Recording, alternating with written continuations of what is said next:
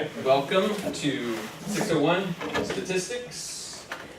I just went over a little bit of the syllabus before I started the tape, so if you're joining now, you'll still get everything you need to understand logistically what's going to happen in the class. And that's what I will do at this point. So let's go back to class 1.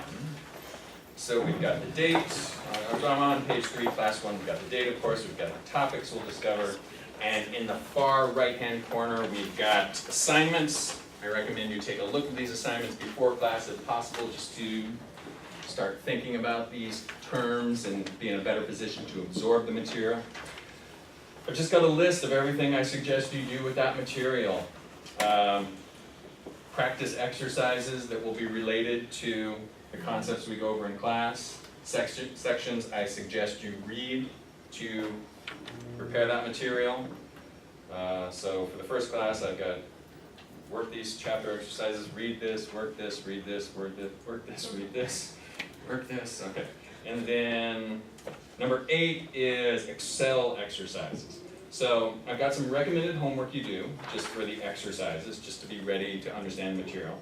And then I've got Excel exercises that I think will be useful for a number of reasons.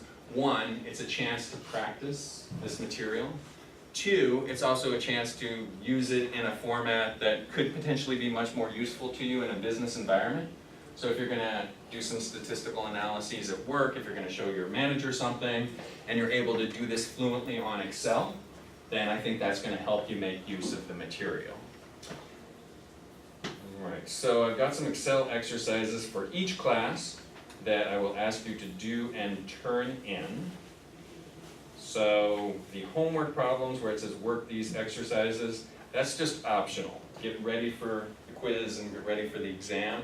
The Excel exercises are something which you'll actually turn in. You will find the materials you need to do the exercises on Blackboard. Everything's under course material. There will be a folder, I believe it's called Excel Sheet Data, and it will be a blank, not a blank, but a filled out Excel sheet where you can complete these exercises. So you'll look in your book, see what it's asking you to do, you'll open up the template that I've provided, and you'll say, oh, professor wants me to figure out how to do the normal distribution of 60% in that particular cell. Let me play around with that formula. Okay, good, got that one, go on to the next one. And you'll complete that sheet, and then you will submit that over Blackboard each week. Does that make sense? I have a question. Yes? Where can you get help for Excel? I can do all this stuff on paper. Okay. I'm not good with Excel. Okay, I can help you a little bit. Your classmates might be a good resource. I don't know, is there an Excel tutoring at Mercy? I don't Pretty think much the so. only answer I've ever gotten is, I'll play with it and you'll figure it out. It doesn't work. Okay, yeah, that's the answer I got. But the YouTube tutorial is really good. Really? Yeah. Okay. That's a good. That's the answer I got in business school, and I became a convert of play with it and you'll figure it out. What's your name, by the way? Vidal. Miguel. All right, so I will definitely do what I can to help you. There are some good tutorial options, but I am somewhat of a fan of playing with it and figuring it out. Primarily because I went through so much pain and suffering myself. Now I want you to share in that pain and suffering. I'd rather not. And once you do, you realize that there's no necessarily any right answer. Because one thing you will encounter is when you read the textbook for the Excel exercises, it will in theory step you through each and everything you need to do. So that's the good news. So if we go, let me example Excel exercise. So this is the Excel exercise for chapter 2. And it literally says, enter your data in the column on the worksheet, select the cell in the worksheet near the data you entered, click on the Formulas tab in the Excel ribbon at the top, click on the FX insert function in the far left to select the proper function categories, blah, blah, blah. It literally goes through. Excel for dummies? Well, it just like tells you what to do. Okay. The problem you're going to run into is if your version is slightly different than this version. What version is in the book? I don't know. But that, and then there, hey, how you doing, folks? So, Okay, So that's gonna require a little bit of planning and figuring it out. Well, if I can't do it on Excel, can I at least do it on paper and submit that and then backtrack to the Excel? Yeah, wait a minute. Oh, okay, well, wait, do it in the back, just submit it. Well, if I can't get a handle on it, on the Excel spreadsheet, I can do this stuff, you know, on regular paper. Yes, I can do do it the on regular paper. calculations Okay, and then submit it. and then submit it on, well, see, that's the whole thing, is that you'll know how to do these, you'll know how to actually do the problem by doing the homework. Right? But Excel, the purpose of doing the Excel is so that you can do the exact same thing you just learned how to do on paper on Excel. Oh, I got you. Yeah. So, yeah, so we'll figure it out. Okay, I'm a little bit lenient on the timing of the Excel worksheets. You can turn those in late if you need to. yeah, I'll make sure I get the work done, but I'll shoot you an email if I'm drowning. Okay.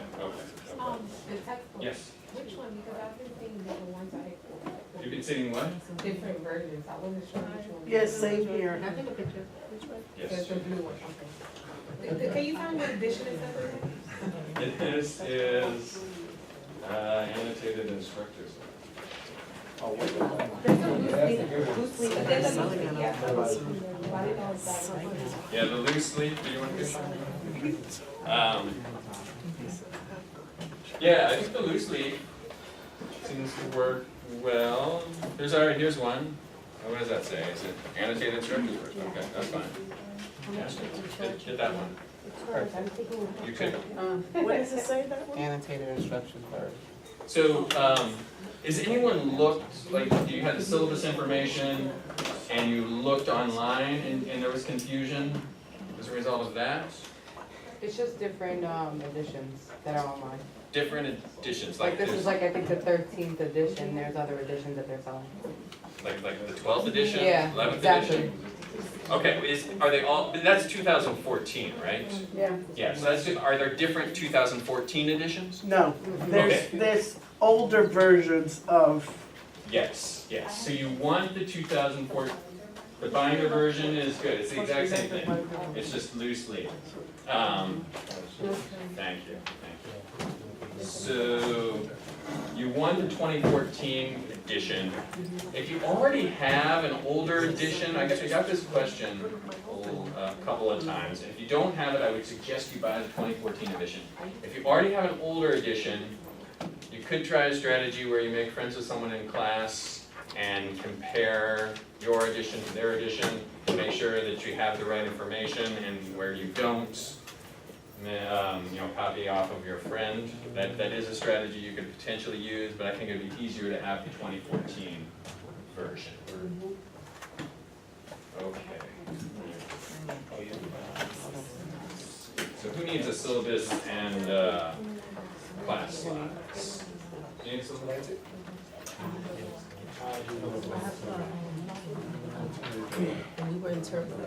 Okay, you can sit down. Alright, everyone's got syllabus class slides. Okay. So you'll have homework problems, which are suggested. You'll have Excel problems, which you'll turn in.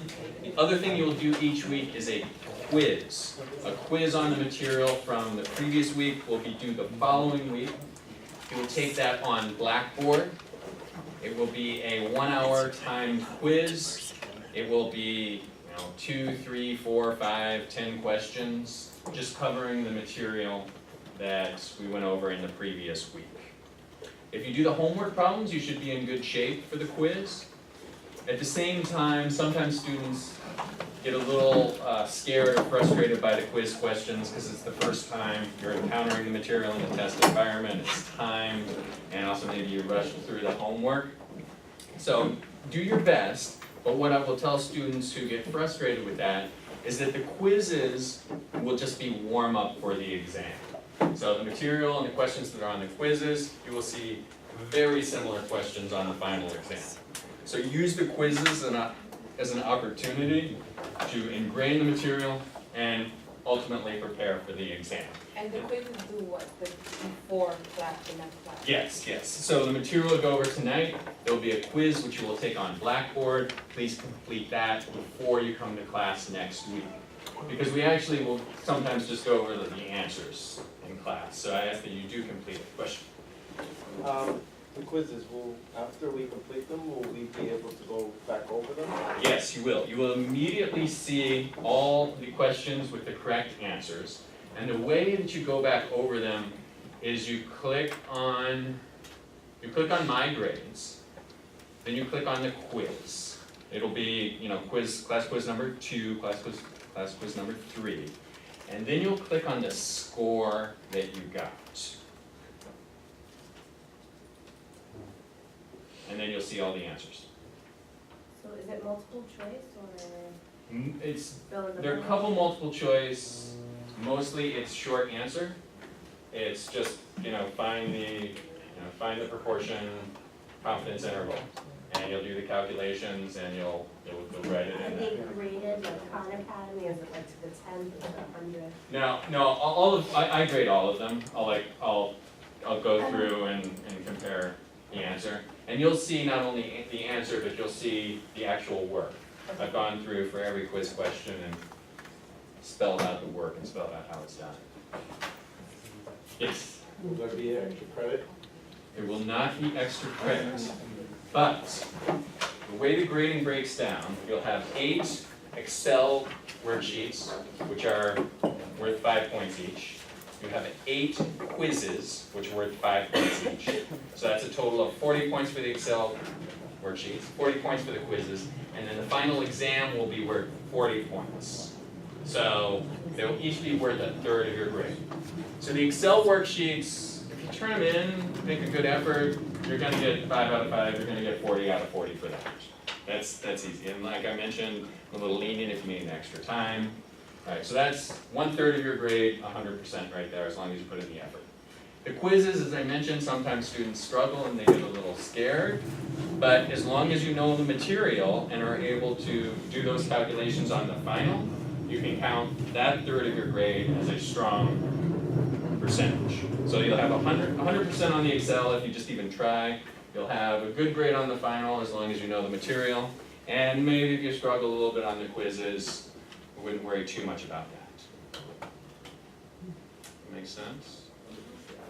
Okay. So I think that's most of the important stuff. On page 5 of the syllabus, we've got the grading policy, just the normal range.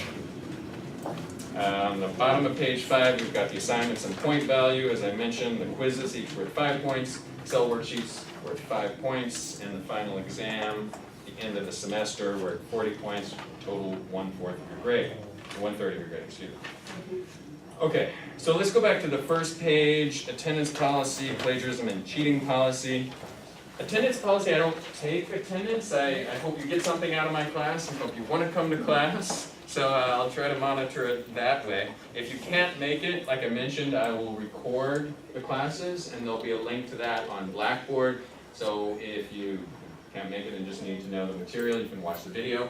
Or if there's places you had questions on, you can watch the video for that as well. Plagiarism and cheating.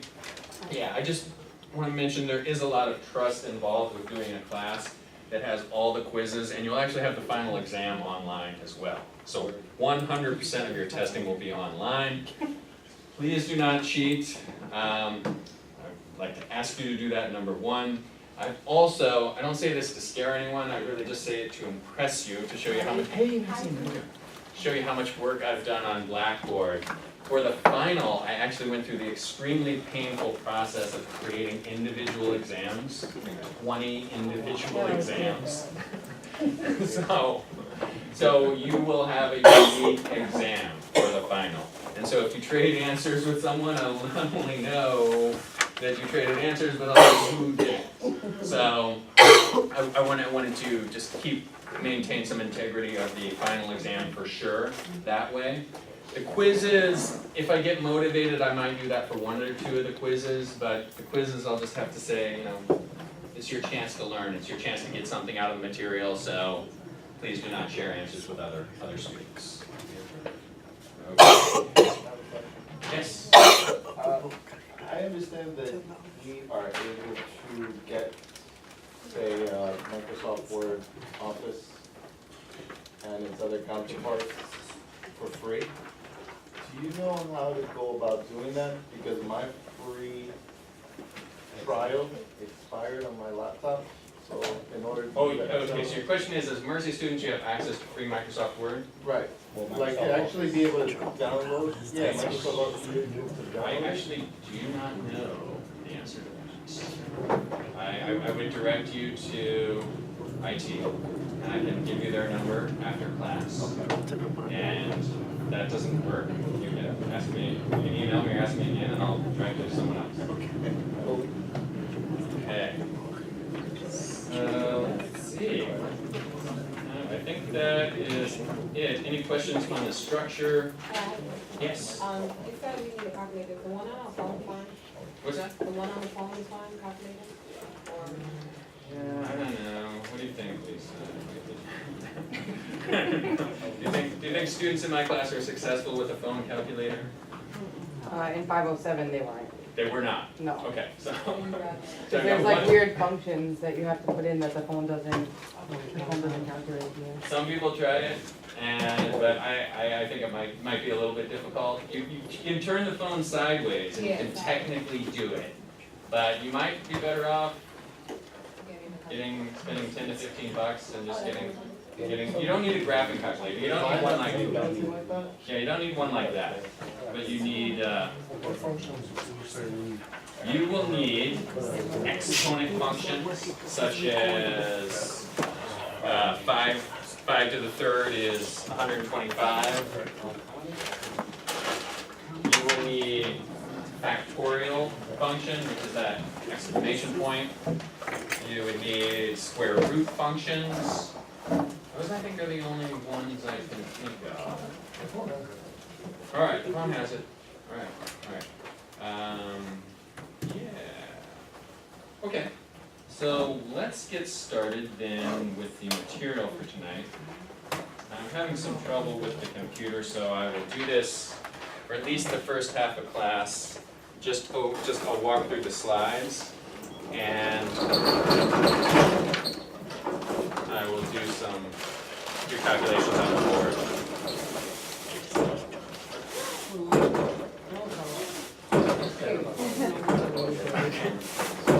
Almost there. Okay. I can do this. All right.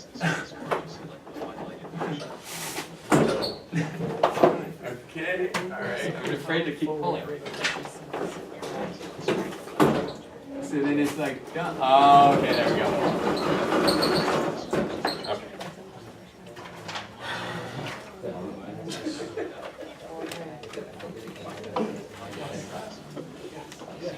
Right.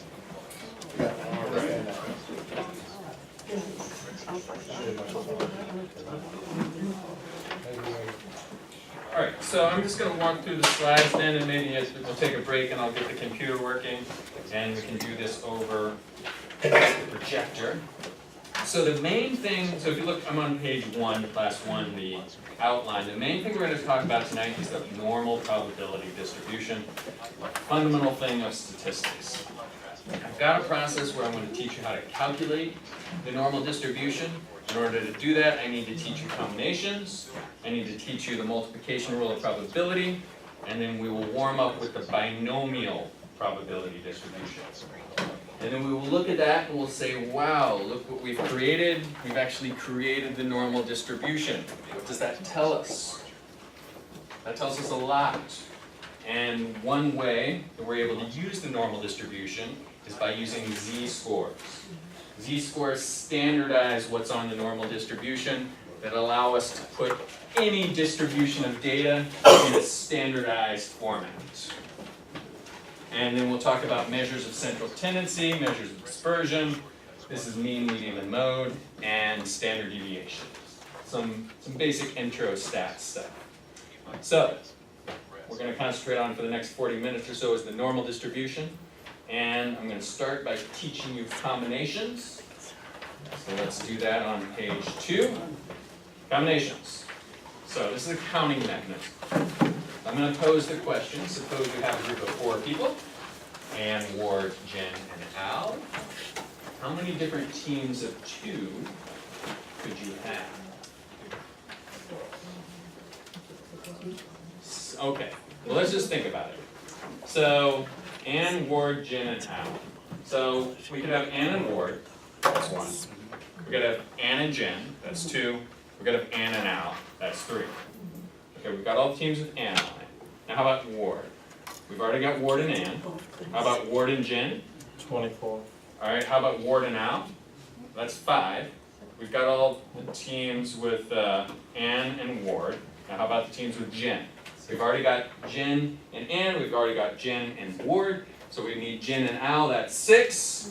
And then we have all the teams with Al on it already, so answer is 6. Okay, so intuitively we know if we have 4 people, we could have 6 combinations of 2. There's also a formula, which we have, which we can calculate that exact same answer. And the beauty of the formula, of course, if we're looking at more than 4 people, we're looking at huge numbers, we can just use the formula. In order to teach you the formula, I need you to be familiar with one concept. It is factorial. So if I have 5 factorial, what does that mean? Yes, this means 5 times 4 times 3 times 2 times 1, which would equal, I don't know, 120 or 125, something like that. Okay, and then 3 factorial would equal 3 times 2 times 1, which would equal 6. Important to remember, 0 factorial equals 1. Does not equal 0. And the way to think about that is, suppose I were to ask you how many teams of, say I have 4 people, and we already know how many teams of 2 are possible. You can sit there if you need. I killed the power on. I took the power, so you can't use the computer. Or you can sit up here, whatever's more comfortable for you. Okay. Is there no chair? We need a chair. Need a chair? You can take this one, or Bashida has a chair. Yes. Okay, so 0 factorial, the answer is 1. If I were to ask you how many teams of 0 out of you 4 could there be, the answer is 1. I would say to whoever asks me that, right, the answer is 0 people are on this team. I would give them a piece of paper and say that's the one answer to that. So 0 factorial equals 1, does not equal 0. Okay, so I promised you a formula to count combinations. That is on the bottom of page 2. It is this NCX equals n factorial divided by n minus x factorial divided by x factorial. N is the total number of objects. 2 is how many x is how many objects we're taking at any one time.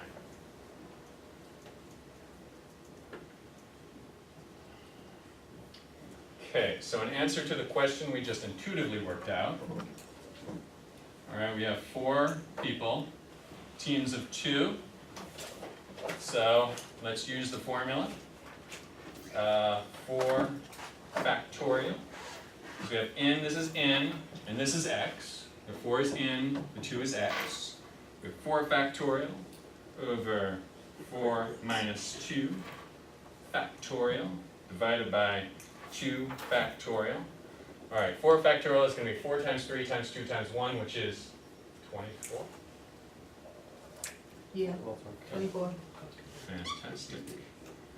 4 minus 2 is 2, so we've got 2 factorial times 2 factorial. So these are just each 2 minus 1, or excuse me, 2 times 1, which is 2. So we've got 24 over 2 times 2, which equals 24 over 4 equals 6. Thank God. Worked out. It would be so embarrassing to do. The answer is 12? Oh my God. All right. Does that make sense? Make sense? Any questions on that? Right. Okay. So, let's do a quick example on page 3. Samir is selecting stocks for his portfolio. He has 13 candidate stocks from which he intends to select 8.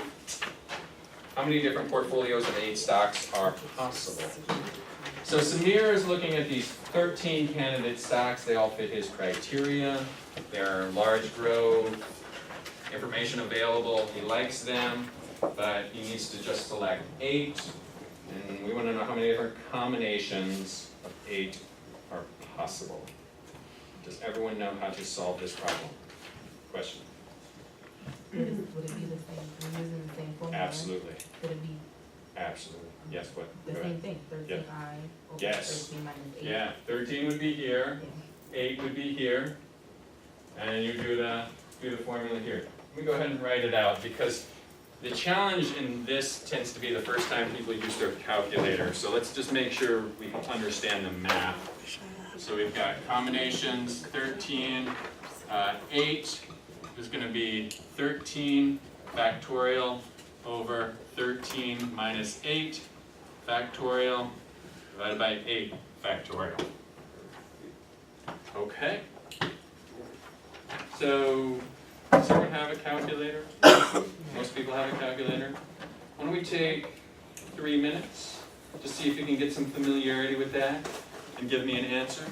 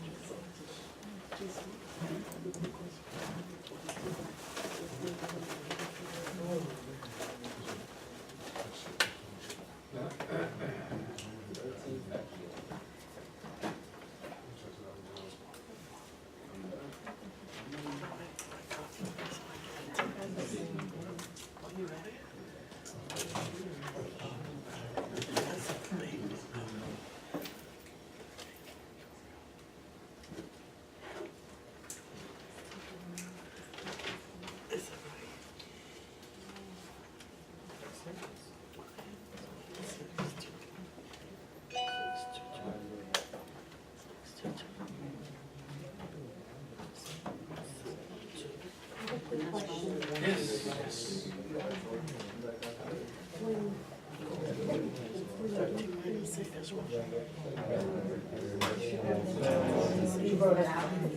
No, it's not 40. It's not 40 factorial. It's about, yes. So first you do 5 factorial, so 5 factorial. Then you do 8 factorial, you multiply.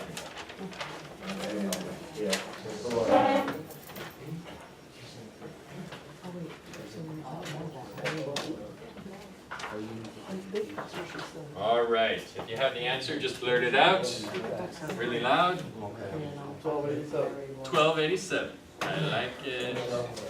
Did anyone else get 1287? Yep. All right, so the motion has been moved and seconded.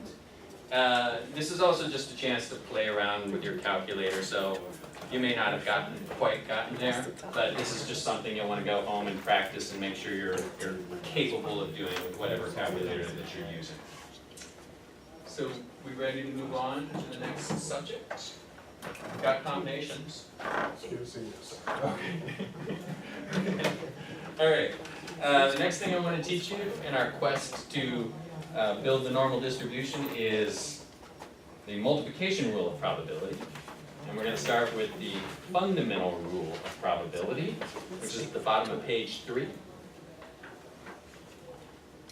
All right, so the probability of event A happening equals F over T, F being the number of favorable outcomes, T being the total number of possible outcomes in an experiment. So suppose I have a 6-sided die. There are 6 total outcomes. Suppose I were to ask you, what's the probability of me rolling an even number? 3 out of 6.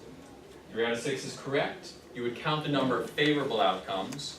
An even number would be 2, 4, 6. So F in this case would be 3, total would be 6. So 3 out of 6 or 1/2. There would be a 50% probability of rolling an even number. What's the probability of rolling a 5? 1 out of 6. There's one favorable outcome, you can only roll a 5, otherwise you didn't roll a 5. And there are 6 possible total outcomes, the denominator is t, 1 out of 6. Alright, basic rule of probability. Next question. Suppose I'm going to roll this die twice. Alright, someone's shaking their head. Alright, what is the probability of me rolling a 6 twice in a row? 2 out of 12. 2 out of 12? 2, 6? Yeah, I'm not liking the answers so far. Alright, it is not 2 out of 12. One out of 11.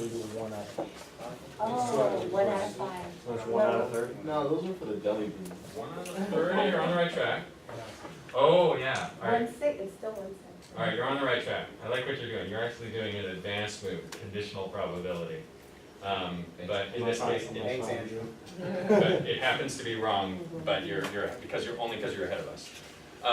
The answer is 1 out of 36. So it's 1/6 times 1/6.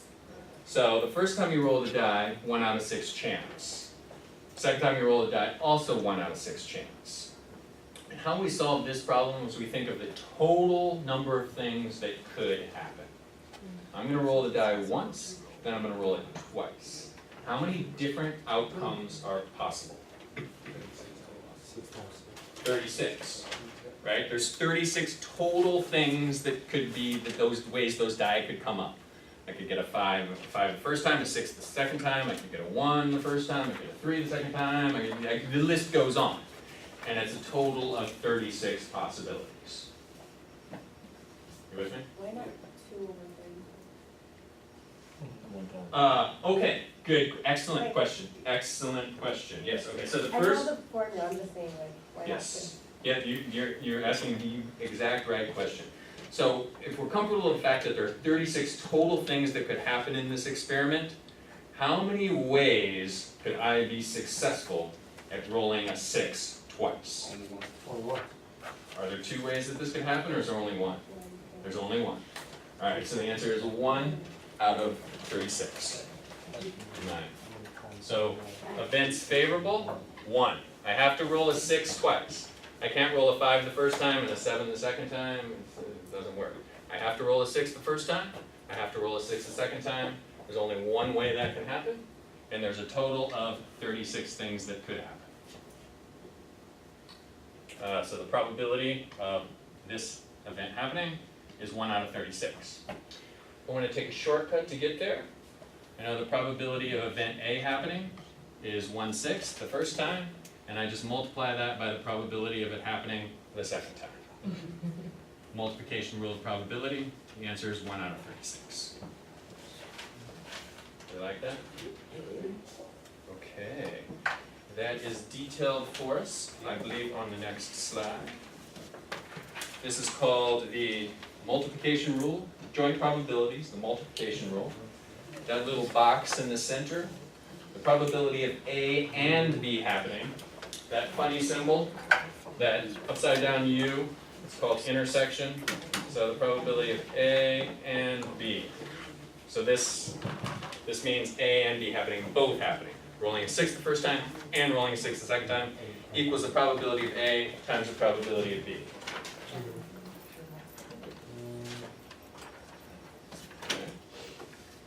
Good. Good. Alright, so that's most of the heavy lifting to get us into the binomial distribution. So we're just going to look at those 2 things, combinations and probability, a slightly different way. So don't get scared and thinking I'm throwing more stuff at you. All I'm going to ask you to do for the next 10 to 15 minutes is just ruminate on what we know. So let's look at the top of page 5. Let's answer those questions. Suppose you have a 6-sided die. What is the probability of rolling a 6? 1 out of 6. 1/6. Fantastic. what is the probability of rolling a 6 twice in a row? 1 in 36. Fantastic. 1/6 times 1/6 equals 1 out of 36. Yes. What is the probability of rolling a 6 3 times in a row? 1 out of 216. Is it 6 times 6 times 6? 6 times 6, 1 6 times 1 6 times 1 6. You get like 216. I know you approached it the wrong way, you're just a little, so it's 1/6 times 1/6 times 1/6 equals 1 out of 216. 216. Yes. Yeah, I think you're approaching it the wrong way, just multiplied a few extra something. So this is the answer to 3 times in a row. How about 4 times? No, we don't have 4 times in a row. All right, 4 times in a row, we just add another 1/6. It would be, that might be the 2000 number. Okay, what is the probability of rolling a 6 and then not rolling a 6? 1 out of 6 and then 5 out of 6. 5 out of 36? 5 out of 36 is the correct answer. How are you getting that? Because the 1/6 is for the rolling of the 6, and there are 5 different opportunities not to roll a 6. All right, this is event 1, 1/6 probability of that happening. This is event 2, 5/6 probability of that happening. So the answer is 5 out of 36. Make sense? All right. What is the probability of rolling a 6 and then not rolling a 6 3 times? So we got 4 rolls. I want to roll a 6 the first time, and I don't want to roll a 6 the second, third, or fourth time. Are you doing 5 over 6 times 5 over 6 times 5 over 6? Times 1 over 6. Times 1 over 6, right? Yes, Oh. yes, yes, What was that? yes. So, all right, so we got 4 rolls. The probability of rolling a 6 the first time is 1/6. Probability of not rolling a 6 the second time, 5/6. The third time not rolling a 6 is 5/6. Fourth time not rolling a 6 is 5/6. 125 And that equals- over 12. How much? 125? 125 over 1296. 1296. What's the decimal breakdown to? Oh.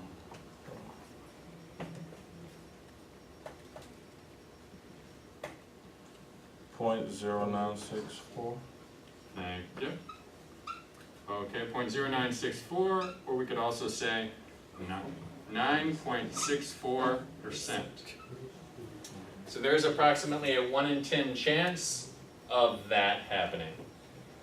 So if I do it 100 times, then 10 of those times, I'm going to roll a 6 the first time and not roll a 6 the second, third, and fourth. And when we're doing like our quiz, you want it all the way down to the decimal of the event, right? Oh, how much you round to?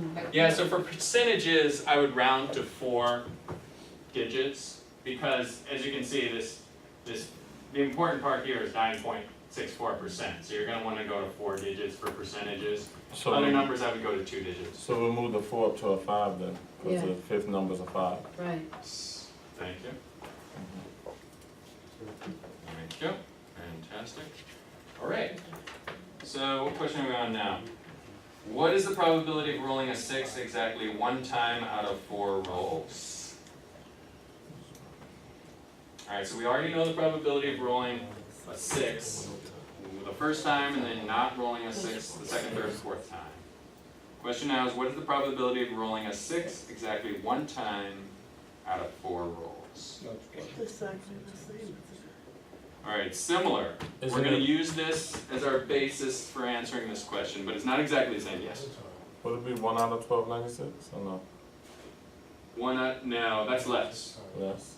So that's less. So let me give you a hint. The probability is going to be greater than this 9%. The reason it's going to be greater is because we could now roll a 6 this time, this time, this time, or this time. Any of those 4 times meets our criteria. So the probability of just this happening, 9.65%. But now we have additional ways that we could be quote unquote successful in this event of rolling 1 6 out of 4 rolls. So it's gonna be higher. Question is, how much higher? Well, is that what you're gonna do? Well, to answer this question, let me ask you, how many different ways could it happen? This is one of the ways it could happen. How many additional ways could it happen? How many? 3 more ways. Yes. Total of 4 ways. It happened this time, this time, this time, this time. Alright, so what's the if it happens the second time, how do we calculate the probability of that happening? So 1 6 times 1 6. But the second time it would be 5 6 for the first roll times 1 6 because we're going to hit it on the second time, and we're not going to hit it the third time, and we're not going to hit it the fourth time. And what's the answer? Exactly. Yes, 9.65%. Okay, and there's 4 different ways that this could happen. Each time it happens, this is the probability of it happening. Question? Oh, I don't follow. Yeah, I'm not following. Each time it Like happens. 5 6 times 1 6, you break it down exactly what you did. Okay, so this is an answer to the question, if we roll the die, we're gonna hit the 6 the first time, we're not gonna hit it the second, third, and fourth time. So my question to you is, what is the probability of rolling 1 6 out of a total of 4 rolls? So you need to think about the other ways that it could happen. It could happen this way, or we could roll the 6 here, that's the second way it could happen, or we could roll the 6 here, that's the third way it could happen, or we could roll the 6 here, that's the fourth way it could happen. So let's calculate the probability of it happening here. We're rolling a 6 the second time. Okay, so what that means is the first time we don't want to roll a 6. The probability of not rolling a 6, 5 6. Second time, we do want to roll a 6. Probability of rolling 6, 1 6. We've hit our 6, we just hope we don't hit it the second, the third, and fourth time. Probability of not rolling a 6 this time, 5 6. Probability of not rolling a 6 this time, 5 6. I see. And you'll notice that it's the same thing, just in a different order. Gotcha. So there's 4 ways this could happen. The probability of each of those 4 happening, It's 9.65%. So So Do you add Yes, question. nothing? we add them together, yes. that's what I was Yes, gonna say, yes. okay. So in answer to the question, was the probability of rolling 6 exactly 1 time out of 4 rolls? It's this times 4. 4, which equals, was it 38 something? Thank you. 38.6%. Boom, we got it.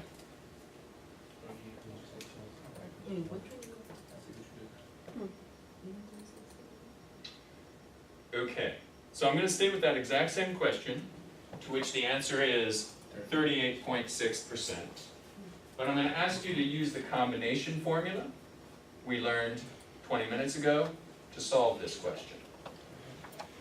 Where the combination formula comes in is, how many different ways could this event happen?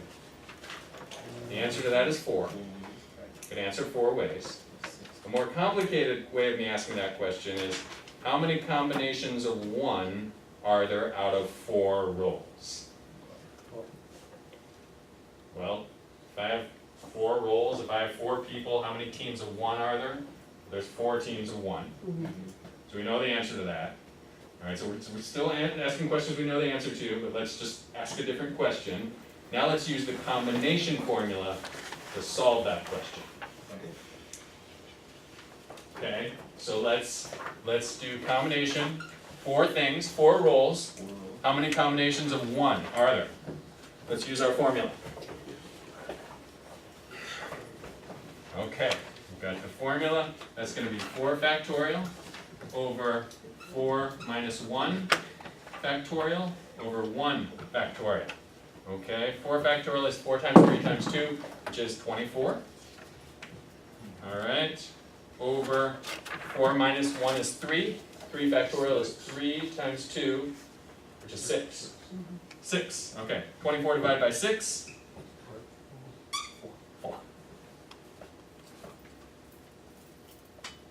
How did you pose the question again, I'm sorry? How many combinations of 1 out of 4 are there?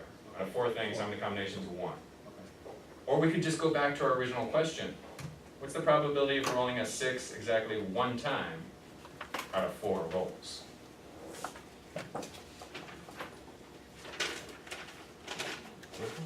Me? Yeah, I'm with you. I get screwed up listening to the way the verbiage is, so just give it to me in plain English and let me figure it out. Okay. So it's the last one, would that be 6C1? No, the last one. When you just mentioned. This is the only one we've talked about so far. We've got 4 rolls.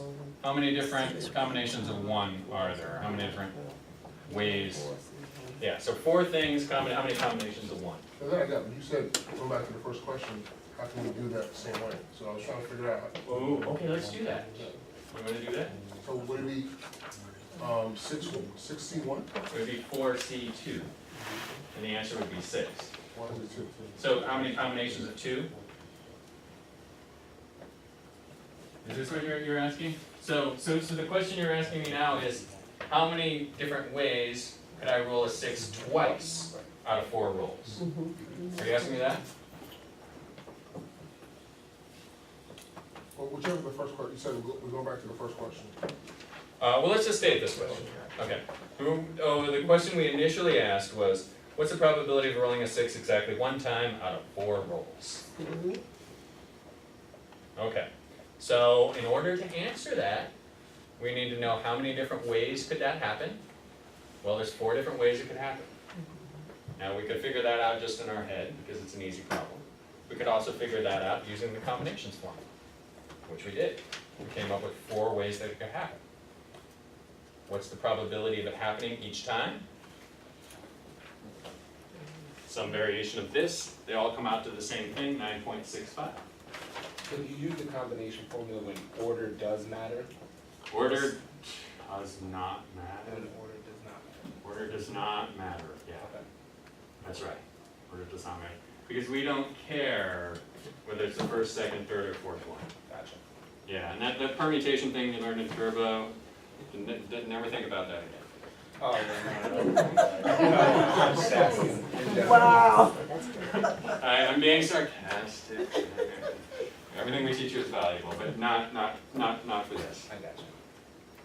Okay, so are we good with that question? What's the probability of rolling a 6 exactly 1 time out of 4 rolls? All right, how about the last question there? What's the probability of rolling a 6 twice out of 4 rolls? So, same analysis. How many different ways could this happen? That's the combination part. Second question, what's the probability of it happening each time? So, let's figure out the ways that this could happen for C2. Okay, I've got 4 different rolls. How many different combinations of 2? Order does not matter, because it could be the first and second one, it could be the third and fourth one, just as long as I get 2. And we know the answer to this is what? 6. We can just figure that out by counting. We could also use the combinations formula. Perfectly legitimate way to do it. We know there are 6 ways this could happen. 2 rolls out of 4. 6 different ways it could happen. What's the probability of it happening each time? 2 out of 6? Well, we're going to use a similar method that we used right here. So let's think about it happening any one time. All right, let's suppose we roll a 6 the first time. 1 out of 6 chance of that happening. And suppose we also roll a 6 the second time. 1 out of 6 chance of that happening. Now, we don't roll a 6 the third time. We don't roll a 6 the fourth time. So this is 25. And it doesn't matter which order these are in. The math would be the same. It would all be 1 6 times 1 6 times 5 6 times 5 6. Regardless of order. And does anyone have this for me? 25, 12, 24. 25 over 1296, what's the decimal? 0.0193. Okay, or 1.93%. All right, and what do we need to do to that 1.39% to get to our answer? Multiply it by 6, right? Times 6 equals what, 12, 11 something percent? 11.58, 11.58. thank you so much. 58%. Okay. We like this? Why aren't you following the same rule for the combination? Where'd you get the 6 from? The 6, we did it in our head, but we could have followed the combination formula. You wanna do it? Let's do it. So let's do 4 factorial over 4 minus 2 factorial, 2 factorial? Mhm. You with me? Yeah, okay. Alright, so 4 times 3 times 2 times 1 is 24, right? Okay, 2 factorial times 2 factorial is 2 times 2, which is 4, equals 6.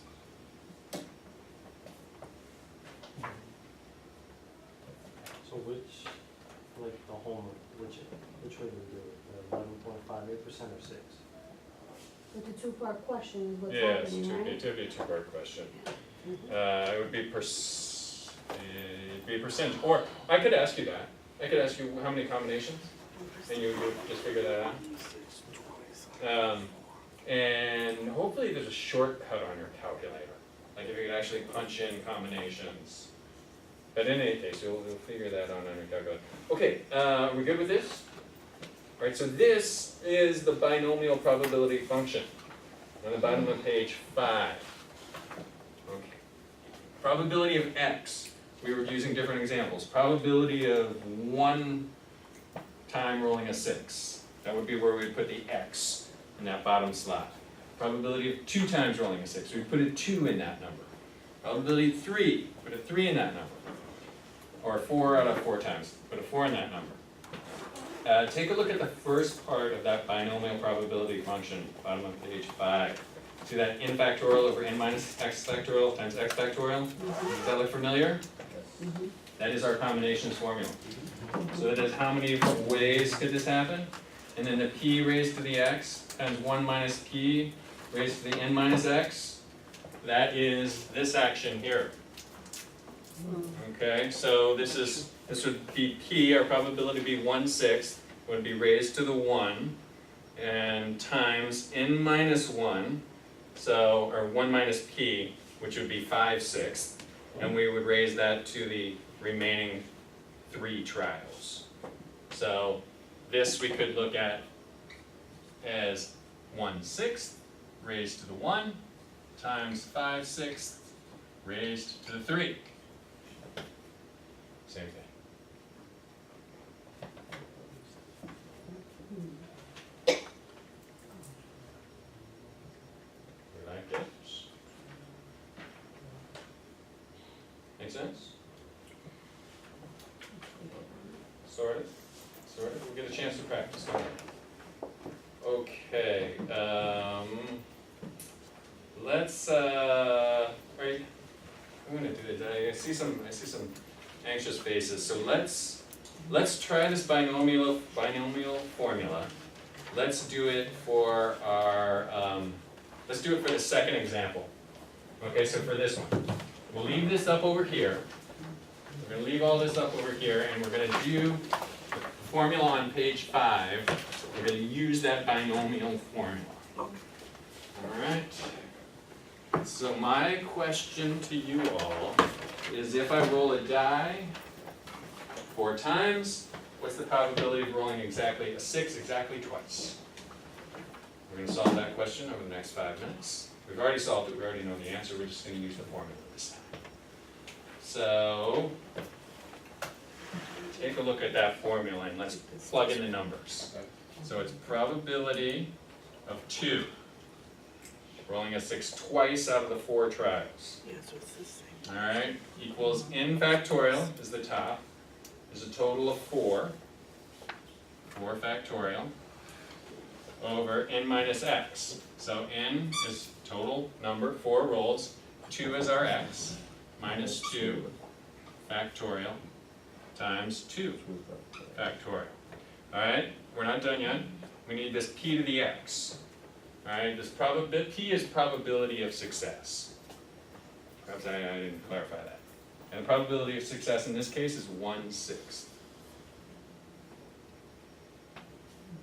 So, times 1/6 raised to the what?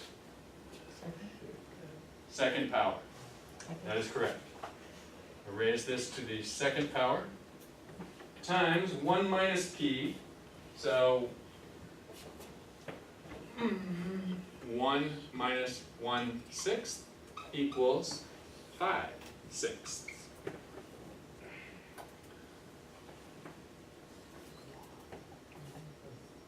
Five sixths raised to the n minus x. N is 4, x is 2, so I raise that to the second power.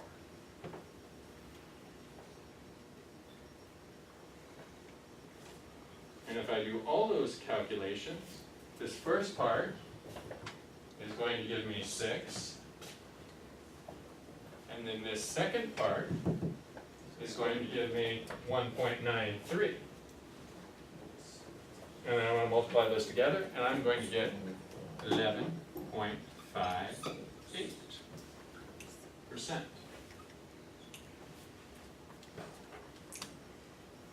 You like this? Yeah.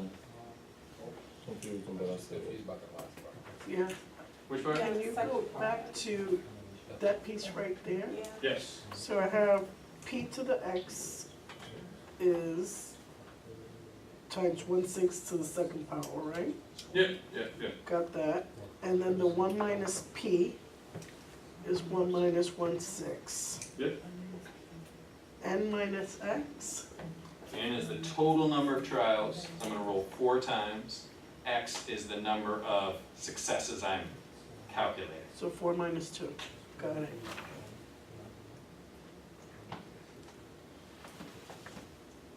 And this is, like I said, this is the same question that we just solved. All I'm doing now is putting it into this binomial formula on page 5. So that 5/6 to the second power is 25 over 36? Yeah. Yeah, okay. Okay, all right, let's turn the page. Take a look at that second slide, the logic of the binomial formula. The first part of this expression, often labeled the binomial coefficient, simply counts the number of ways in which exactly x successes in n trials can occur. It's our combination. Second part of the expression computes the probability of each of the ways in which x successes can occur. Right? All right. Binomial combinations, conditions, this experiment involves a number of trials. In our case, it was 4. Only 2 outcomes. In our case, that was roll a 6 or don't roll a 6. Trials are independent. The second time doesn't affect the third time, etc. And the probability of success is consistent throughout. In our case, it was 1/6 the whole time. You like it? All right. Let's take a look at, okay. All right, let's take a look at the example on the top of page 7. The Wall Street Journal reports that 42% of approximately 3,500 stocks traded yesterday on the New York Stock Exchange advanced. That means increased in price. And 58% declined or unchanged. If you had randomly chosen 4 stocks at the start of the day, how likely is it that all 4 stocks you selected increased in value? How likely is it that exactly 2 of the 4 stocks you selected increased in value? How likely is it that no more than 1 of the 4 stocks you selected increased in value? So, how are we going to solve this problem? Let's look at the second part, because I think that's similar to a calculation we've done. Exactly, how likely is it that exactly 2 of the 4 stocks we selected increased in value?